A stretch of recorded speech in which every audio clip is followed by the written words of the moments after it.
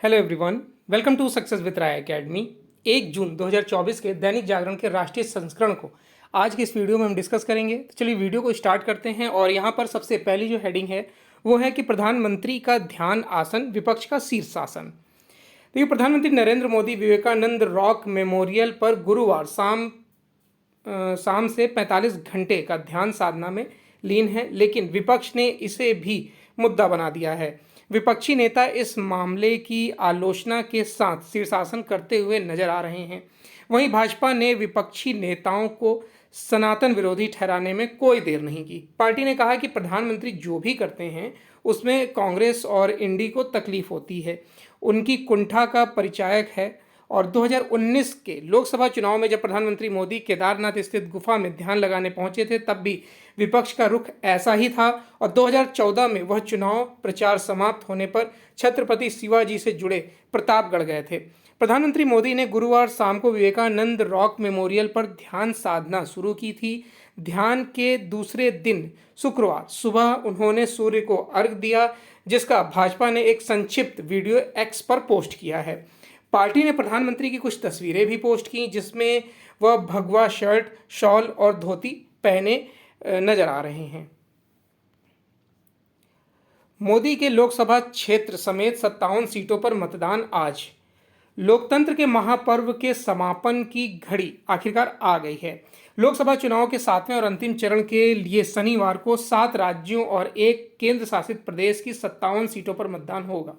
इसमें प्रधानमंत्री नरेंद्र मोदी की वाराणसी सीट भी शामिल है। वैसे कुल मिलाकर 904 प्रत्याशी मैदान में हैं। इसके साथ ही देश भर में 2.5 महीने से अधिक समय से चल रहा चुनावी उत्सव भी समाप्त हो जाएगा। इस चुनाव के नतीजे 4 जून को आएंगे। लोकसभा चुनाव के अंतिम चरण में उत्तर प्रदेश के 13, पंजाब के 13, बंगाल की 9, बिहार की 8, उड़ीसा की 6, हिमाचल प्रदेश की 4, झारखंड की 3 और चंडीगढ़ की 1 सीट पर मतदान होगा। निर्वाचन आयोग के मुताबिक शनिवार को होने वाले चुनाव में 10 करोड़ से अधिक मतदाता हिस्सा लेंगे। इसमें करीब 5.24 करोड़ पुरुष, 4.82 करोड़ महिला और 3,572 थर्ड जेंडर शामिल हैं। 57 सीटों पर होने वाले चुनाव के लिए 1.9 लाख मतदान केंद्र बनाए गए हैं। इसके साथ ही अंतिम चरण के चुनाव पर पैनी नजर रखने के लिए आयोग ने 172 विशेष पर्यवेक्षक भी तैनात किए हैं।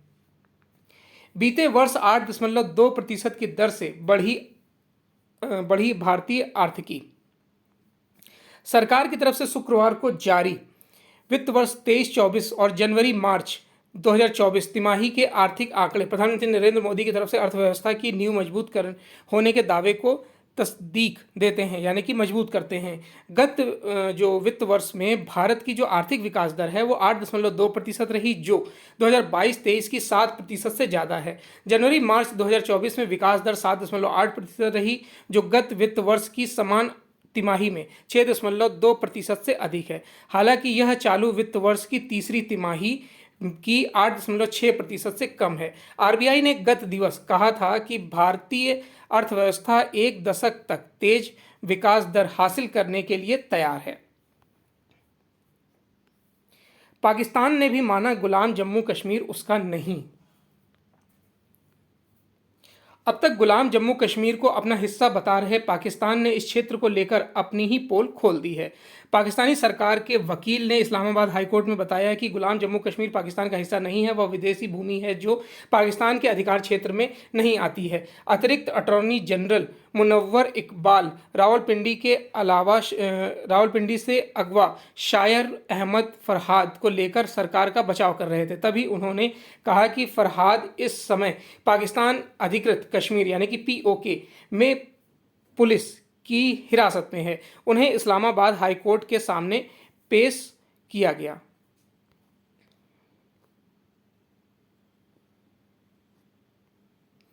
बेसबॉल, बास्केटबॉल और अब बैट बॉल खेलेगा अमेरिका। 28.78 ट्रिलियन डॉलर की GDP वाले दुनिया के सुपर पावर देश अमेरिका में अब कुछ दिन तक बेसबॉल और बास्केटबॉल नहीं बल्कि बैट बॉल का जलवा दिखेगा। अमेरिका और वेस्टइंडीज पहली बार मिलकर T20 विश्व कप का आयोजन कर रहे हैं।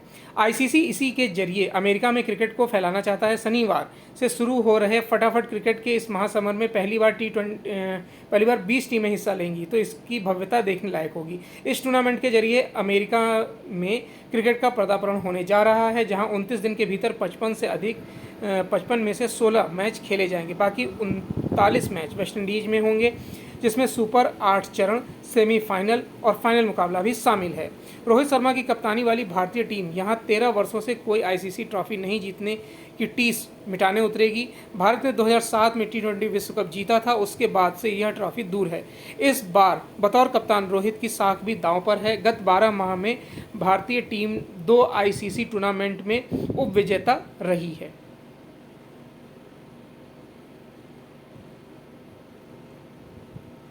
नेक्स्ट न्यूज़ है, पेपरलेस होगा नवनिर्वाचित सांसदों का पंजीकरण। लोकसभा सचिवालय 18वीं लोकसभा के नवनिर्वाचित सांसदों का स्वागत करने के लिए तैयार है। नए सदस्यों के निर्बाध पंजीकरण के लिए व्यापक व्यवस्था की गई है। लोकसभा के महासचिव ने इस संबंध में की जा रही तैयारियों का निरीक्षण किया है। इस बार सदस्यों के लिए पंजीकरण प्रक्रिया पूरी तरह से पेपरलेस और तकनीक पर आधारित होगी। लोकसभा के महासचिव उत्पल कुमार सिंह ने शुक्रवार को इस संबंध में की गई तैयारियों का निरीक्षण किया है। महासचिव हर दिन व्यवस्थाओं का जायजा ले रहे हैं। सांसदों के पंजीकरण के लिए डिजिटल पंजीकरण डेस्क उपलब्ध कराए गए हैं। दूसरे शहरों और क्षेत्रों से आ रहे सांसदों के लिए एयरपोर्ट और रेलवे स्टेशनों पर गाइड पोस्ट स्थापित किए गए हैं। नेक्स्ट पेज है एडिटोरियल पेज, और एडिटोरियल पेज पर पहला आर्टिकल है कि संविधान की आड़ में सस्ती राजनीति। देखिए, विधान ये जो सभा और लोकसभा के एक साथ चुनाव की चर्चा या जो कमेटी बनी थी, उसके बाद से ये कयास लगाए जा रहे हैं कि जो एक साथ चुनाव होंगे उसमें पैसा बचेगा, समय बचेगा, और जो ये जाने जा रही हैं गर्मी की वजह से, इन सब से छुटकारा मिलेगा। उसी में फिर एक तरीके से ये आर्टिकल भी संविधान की आड़ में सस्ती राजनीति लिखी गई है कि संविधान बचाओ इस चुनाव के एक महत्वपूर्ण विमर्श के रूप में उभरा है। दोनों गठबंधन की ओर से आरोप प्रत्यारोप लगाए गए हैं। प्रतिद्वंदी की नीयत को लेकर आशंकाएं व्यक्त की गई हैं। झूठे नैरेटिव बनाए गए हैं। उनका प्रभाव मतदाताओं पर जरूर पड़ा होगा। इन परिस्थितियों में इस पर तत्परक और स्वस्थ बहस आवश्यक है, ताकि लोग उन वास्तविकताओं से परिचित हो सकें जो हमारी संवैधानिक यात्रा के पड़ाव के रूप में दर्ज हैं। संविधान को लागू हुए तब 10 वर्ष भी नहीं बीते थे जब संविधान के भरोसे को तत्कालिक केंद्र सरकार ने पहली बार तोड़ा था।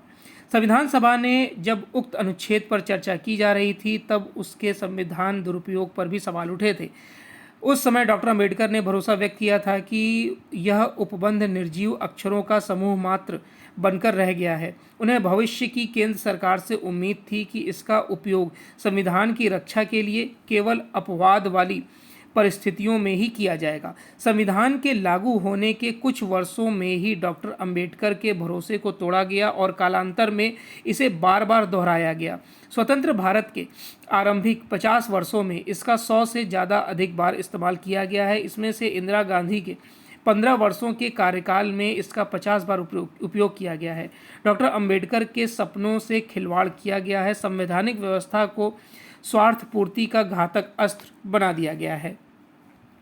हमारे संविधान और संवैधानिक मर्यादाओं पर 39वें संविधान संशोधन और आपातकाल से जुड़ी घटनाओं ने गहरी चोट पहुंचाई है। तत्कालीन प्रधानमंत्री इंदिरा गांधी ने खुद को सत्ता में बनाए रखने के लिए अधिकारों का दुरुपयोग करते हुए राष्ट्रीय आपातकाल की घोषणा की थी। आपातकाल की पृष्ठभूमि का संबंध 1971 के चुनाव से है।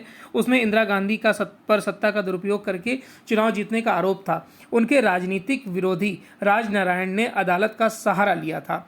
उन्होंने इंदिरा गांधी के चुनाव को चुनौती दी। 12 मार्च 1975 को न्यायमूर्ति जगमोहन लाल सिन्हा ने इंदिरा गांधी के चुनाव को अवैध ठहरा दिया था। संविधान की परंपरा के अनुसार उन्हें त्यागपत्र दे देना चाहिए था, किंतु उसके बजाय उन्होंने विरोध के दमन का रास्ता चुना। राष्ट्रीय आपातकाल लगाकर सभी विरोधी नेताओं को जेल में डाल दिया गया। प्रेस पर पाबंदी लगा दी गई। सत्ता में बने रहने के लिए संविधान को तोड़ मरोड़ का सिलसिला यहीं समाप्त नहीं हुआ। अगस्त 1975 में संविधान में 39वां संशोधन किया गया। इसके द्वारा प्रधानमंत्री के चुनाव को अदालती समीक्षा से बाहर कर दिया गया। उस समय इंदिरा गांधी का मामला सर्वोच्च न्यायालय में लंबित था। अतः इस पर विश्वास करने का कारण है कि संविधान में संशोधन स्वयं को और अपनी सत्ता बचाने के लिए किया गया था। उस दौरान सर्वोच्च न्यायालय को भी नहीं बख्शा गया। सुप्रीम कोर्ट के वरिष्ठतम न्यायाधीश हंसराज खन्ना की वरिष्ठता को नज़रअंदाज करते हुए न्यायमूर्ति बेग को मुख्य न्यायाधीश बना दिया गया। निर्दोष को बलि देते दुष्कर्म के झूठे मामले। यह अक्सर होता है कि जब पुलिस मुख्य आरोपी को नहीं पकड़ पाती है तो वो क्या करती है कि किसी को झूठे आरोप में फंसाकर पेश कर देती है मीडिया के सामने या फिर कोर्ट के सामने। तो ये जो मामला है ये बहुत ज़्यादा इधर देखने को मिला है और इसी पर यह आर्टिकल लिखा गया है। आर्टिकल में बताया गया कि उत्तर प्रदेश के अलीगढ़ में एक मध्यम वर्गीय परिवार का जवान बेटा योगेश परिवार के भरण पोषण के सिलसिले में कुछ वर्ष पहले नोएडा आता है और एक बेकरी में काम करता है। वहाँ साथ काम करने वाली महिलाओं से उसकी लड़ाई हो जाती है।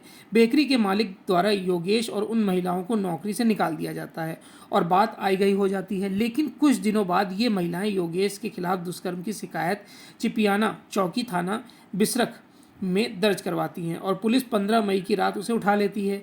बिना कोई एफआईआर दर्ज किए थाने में योगेश का भाई जितेंद्र गिड़गिड़ाता है अपने भाई से मिलने के लिए, लेकिन पुलिस नहीं मानती। भाई पुलिस को किसी तरह मनाकर योगेश से मिलता है जो सदमे में होता है। 16 मई की दोपहर उसकी जीवन लीला समाप्त हो जाती है। उसके परिवार को बताया जाता है कि उसने फांसी लगा ली है।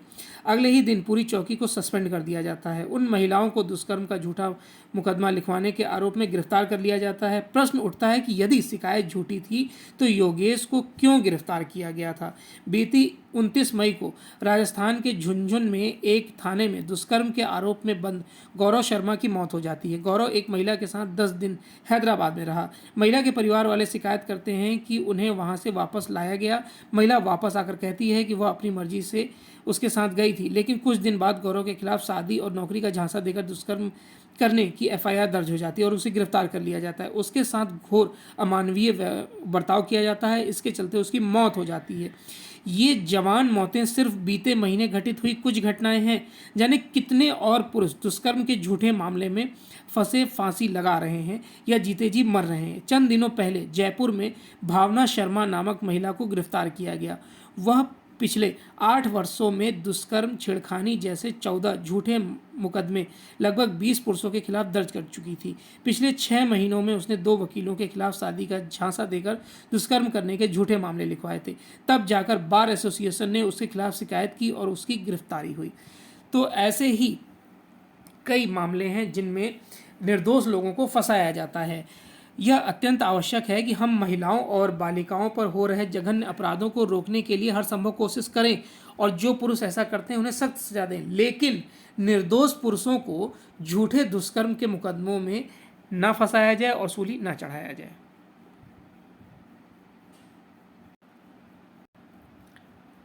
नेक्स्ट न्यूज़ है बिजनेस पेज से कि 8% से ज़्यादा की विकास दर में मैन्युफैक्चरिंग व कंस्ट्रक्शंस का अहम योगदान। अर्थव्यवस्था में 8.2% वृद्धि को हासिल करने में सबसे अहम योगदान मैन्युफैक्चरिंग और कंस्ट्रक्शंस क्षेत्र का है। बीते वर्ष में इन दोनों क्षेत्रों की वृद्धि दर 9.9% रही है। 2022-23 में मैन्युफैक्चरिंग में 2.2% की गिरावट हुई थी। मैन्युफैक्चरिंग से ही ज़्यादा रोजगार के अवसर पैदा होते हैं। खनन क्षेत्र ने भी 7.1% का बड़ा योगदान दिया है। इस दौरान कृषि क्षेत्र की विकास दर 4.7% से घटकर 1.4% रह गई है। यह सरकार के लिए चिंता की बात हो सकती है। सभी सेवा क्षेत्र की ग्रोथ रेट भी वर्ष 2022-2023 के मुकाबले कम हुई है। ब्रिटेन से 100 टन सोना भारत लाया आरबीआई। भारत ने वित्त वर्ष 2023-24 में ब्रिटेन में रखे अपने 100 टन सोने को घरेलू तिजोरियों में पहुंचाया है। यह 1991 के बाद सोने का सबसे बड़ा स्थानांतरण है। वर्ष 1991 में विदेशी मुद्रा भंडार से संकट से निपटने के लिए सोने के बड़े हिस्से को गिरवी रखने के लिए तिजोरियों से बाहर निकाला गया था। आधिकारिक आंकड़ों के अनुसार वित्त वर्ष 2023-24 में देश के कुल स्वर्ण भंडार में 27.46 टन की वृद्धि हुई है। यह बढ़कर 822 टन हो गया है। सूत्रों के मुताबिक सोने का एक बड़ा हिस्सा विदेश में जमा है। अन्य देशों की तरह भारत का सोना भी बैंक ऑफ इंग्लैंड के पास जमा है। भारत में 100 टन सोना वापस आने से स्थानीय तिजोरियों में संग्रहित सोने की कुल मात्रा बढ़कर 408 टन से अधिक हो गई है। इसका अर्थ यह है कि स्थानीय और विदेशी होल्डिंग अब लगभग बराबर है। रेटिंग में सुधार से पहले सरकार के कामकाज पर रहेगी नज़र। रेटिंग एजेंसी S&P ने शुक्रवार को कहा कि वह भारत की साख बढ़ाने का फैसला लेने से पहले नई सरकार की वृद्धि समर्थक नीतियों के अलावा अगले 1-2 साल तक राजकोषीय आंकड़ों पर भी नज़र रखेगी। S&P ग्लोबल रेटिंग्स ने इसी सप्ताह भारत के आर्थिक परिदृश्य को उन्नत कर स्थिर से सकारात्मक कर दिया है। हालांकि उसने भारत की सॉवरेन रेटिंग और को BBB- पर बरकरार रखा है, जो कि सबसे निचली निवेश योग्य रेटिंग है। इसके साथ ही रेटिंग एजेंसियों को उम्मीद है कि देश में बनने वाली कोई भी नई सरकार वृद्धि समर्थक नीतियां, बुनियादी ढांचे में निवेश और राजकोषीय सशक्तिकरण को लेकर प्रतिबद्धता को जारी रखेगी। इंटरनेशनल पेज पर पहली न्यूज़ है, मेजर राधिका सेन की सेवाएं UN के लिए सच्ची उपलब्धि, गुटेरस। संयुक्त राष्ट्र महासचिव एंटोनियो गुटेरेस ने गुरुवार को भारत की मेजर राधिका सेन को प्रतिष्ठित 2023 United nation military gender advocate of the year award से सम्मानित किया है। इस अवसर पर गुटेरेस ने कहा कि मेजर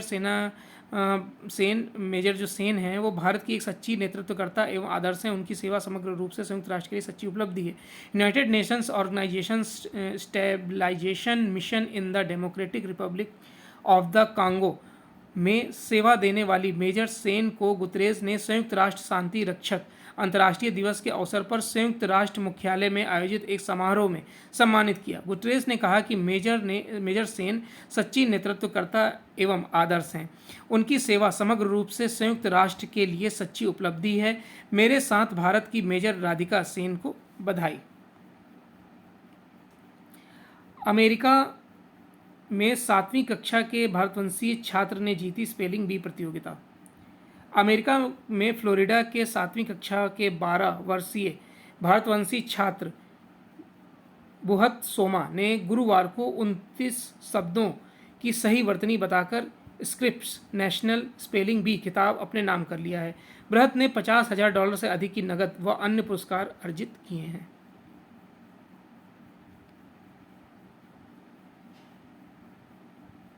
अमेरिकी हथियारों से रूस में हमले को बाइडेन की मंजूरी। रूस यूक्रेन युद्ध का दायरा बढ़ने की आशंका है। अमेरिका के राष्ट्रपति जो बाइडेन ने अमेरिकी हथियारों से रूस पर हमला करने की यूक्रेन को अनुमति दे दी है। कुछ ऐसी ही बात जर्मनी की सरकार ने अपने दिए हथियारों के इस्तेमाल के लिए यूक्रेन से कही है, जबकि यूक्रेन ने स्वीडन के साथ रक्षा समझौता कर अतिरिक्त रक्षा सामग्री प्राप्त करने और उसका इस्तेमाल रूस पर हमले के लिए करने का रास्ता साफ कर लिया है। ब्रिटेन पहले से ही रूस के भीतर तक मार करने वाले हथियार यूक्रेन को देने की पैरवी कर रहा है।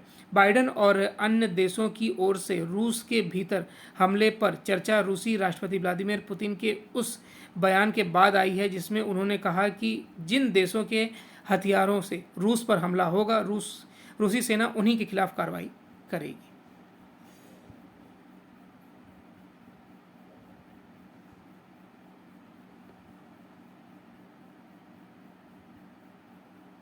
लाल सागर में ब्रिटिश हितों की रक्षा में नहीं करेंगे कोई संकोच, सुनक। रॉयल एयरफोर्स द्वारा हाउती विद्रोहियों पर किए गए हमलों के बाद ब्रिटिश प्रधानमंत्री ऋषि सुनक ने विदेश में ब्रिटिश हितों की रक्षा का संकल्प लिया। ब्रिटेन और अमेरिका की सेनाओं ने गुरुवार को संयुक्त रूप से यमन में हाउती विद्रोहियों के ठिकानों पर हमला किया। हाल के महीनों में हाउती विद्रोहियों ने लाल सागर और अदन की खाड़ी में अंतर्राष्ट्रीय जहाज़ों पर हमले बढ़ा दिए हैं। विद्रोही इजराइल में गाजा में युद्ध बंद करने की मांग कर रहे हैं। प्रधानमंत्री सुनक ने शुक्रवार को कहा कि गुरुवार रात RAF ने अमेरिका के साथ यमन में हाउती सैन्य ठिकानों पर 5वां सफल हमला किया। ये हमले हाउती विद्रोहियों की सैन्य क्षमताओं को कम करने और अंतर्राष्ट्रीय जहाज़ों पर हमले की सुरक्षा के लिए किए गए थे। तो ये आज का यानी 1 जून 2024 का दैनिक जागरण का राष्ट्रीय संस्करण था। आई होप आपको वीडियो अच्छा लगा होगा। अगर वीडियो अच्छा लगा हो तो लाइक और शेयर कर दीजिएगा। वीडियो देखने के लिए धन्यवाद।